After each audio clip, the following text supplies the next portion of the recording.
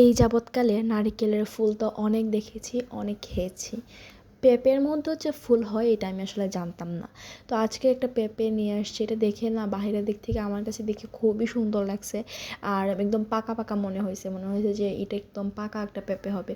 আর মিষ্টি পাকা পেঁপে খেতে কিন্তু আমার ভালো লাগে, তো এর জন্য হচ্ছে এটা একটু নিয়ে এসেছিলাম। তো আসার পরে যে দেখতে পারতেছেন পিলিং করতেছি।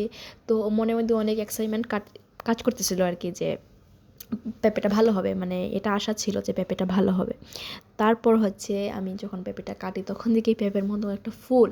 ফুল বলতে কি, ফুল তো আমরা যে নারকেলের ফুল খাই ওই ফুলটা তো হচ্ছে নরম থাকে, মজা থাকে, সফট থাকে। এই পেঁপের ফুলটা জানি না এটা কেমন ফুল, মানে কেমন জানি ছিল, একদম শক্ত টাইপের একটা সাদা কালারের একটা ফুল ছিল। আপনারা যদি দেখে থাকেন কোনো দিন পেঁপের মধ্যে ফুল তাহলে বুঝতে পারবেন।